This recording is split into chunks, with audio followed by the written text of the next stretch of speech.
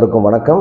நான் டாக்டர் திருநாவுக்கரசு, கோபி சர்க்கரை நோய் சிறப்பு சிகிச்சை மையத்தினுடைய தலைமை மருத்துவர். என்னுடைய தலைமையிடம் கோபி, பிரான்ச்சஸ் திருப்பூர், பெருந்துறை மாதிரி சில இடங்களில் இருக்குது. டீட்டெயிலாக பிறகு பேசுவோம். இப்போ இன்றைக்கி எடுக்கிற டாபிக் என்னென்னா, சர்க்கரை நோயும் நலவாழ்வும் அப்படிங்கிற நம்ம டாப்பிக்கில் முதல்ல சர்க்கரை நோய்னா என்ன, அந்த கேள்விகள் அதற்கான பதில்கள் ஒரு முறை இருக்கட்டும். ஜென்ரலாக இப்போ கிட்டத்தட்ட ஒரு 27 வருஷம் என்னுடைய ப்ராக்டிஸில் 20 வருஷம் சர்க்கரை இருக்கிறவரும் கேட்கக்கூடிய ஒரு கேள்வி, என்ன சாப்பிடலாம் சார்? ஸோ சாப்பிடுவதில் ஒரு பேசிக்கான ஒரு புரிதல் இல்லாமல் இருக்குது. ஸோ அதை தீர்த்து வைக்க வேண்டிய கடமை நமக்கு இருக்குது. ஸோ அப்போது ஒரு அடிப்படை புரிஞ்சுக்குங்க. முதல் சர்க்கரை நோய்னா என்ன, ஏன் வருது அப்படின்னு டீட்டெயிலாக போகிறதுக்கு முன்னாடி, ஒரு மனிதனுடைய ஐடியல் பாடி வெயிட்டுக்கு 1 கிலோவுக்கு 1 யூனிட் இன்சுலின் என்பது தேவை. இன்சுலின் எதற்கு தேவை அப்படின்னா, நல்ல ஜீரணமாகிறதுக்கும் இரத்தத்தில் சர்க்கரை 140க்கு மேல கூடாம பார்த்துக்கிறதுக்கும் இன்சுலின் தேவை. எவ்வளவு தேவை? 1 கிலோவுக்கு 1 யூனிட் தேவை.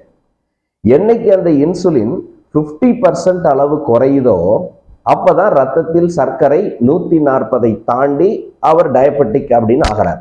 இப்போ சாப்பிட்ட பிறகு சர்க்கரை 140 தாண்டிட்டா சர்க்கரை நோயாளின்னு நம்ம சொல்லிடுறோம். அப்போ இங்க பிரச்சனை என்ன? இன்சுலின் சரிபாதி அளவு குறைஞ்சிருச்சு. இப்ப இருக்கும் இன்சுலினை பாதுகாப்பது தான் இங்க கான்செப்ட். எப்போ டாக்டர் ட்ரீட்மெண்ட் கொடுக்குற மெத்தடாலஜி ஆனாலும் சரி, உணவு சாப்பிடுவது ஆனாலும் சரி, இன்சுலினை அடிப்படையாக வைத்து வர வேண்டும்.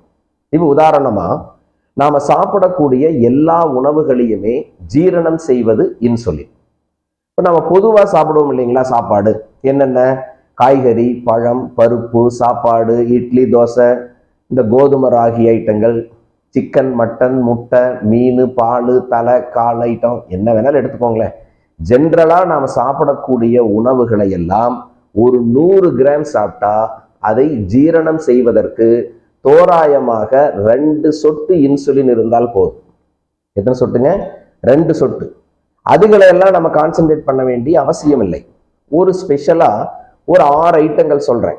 அதை ஒரு 100 கிராம் எடுத்தா அதை ஜீரணம் செய்வதற்கு 60 சொட்டு இன்சுலின் தேவைப்படுது. இது அப்ராக்சிமேட்டா, நீங்க புரிதலுக்காக சொல்றேன்.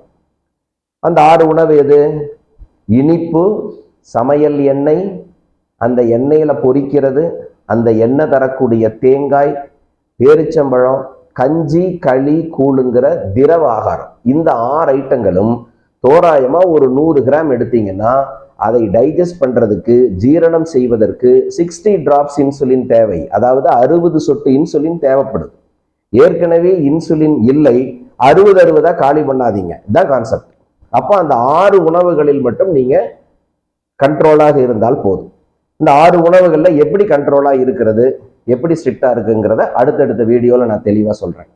இதில் ஏன் நான் இந்த ஜென்ரல் டயட்டை போட்டு கன்ஃபியூஸ் பண்ணிக்காதீங்க. இந்த ஒரு காய்கறியில் கிழங்குகளுக்கு முக்கியத்துவம் கொடுக்கறது, பழங்களில் இந்த முக்கணிக்கு கொடுக்கறது, இதெல்லாம் வேண்டியதில்லை. ஏன்னா ஜென்ரலாக ஒரு அவுட்லுக் வச்சுக்கோங்க. நார்மலாக சாப்பிடக்கூடிய உணவுகளை ஜீரணம் செய்வதற்கு 2 சொட்டு போதும். அதற்கு பெரிய அளவு நாம் இம்பார்ட்டன்ஸ் கொடுக்க வேண்டிய அவசியம் இல்லை. 60 சொட்டு தேவைப்படக்கூடிய அந்த 6 ஐட்டங்கள்ல நாம கான்சென்ட்ரேட் பண்ணா போதும் அப்படிங்கிறத வச்சுக்கோங்க.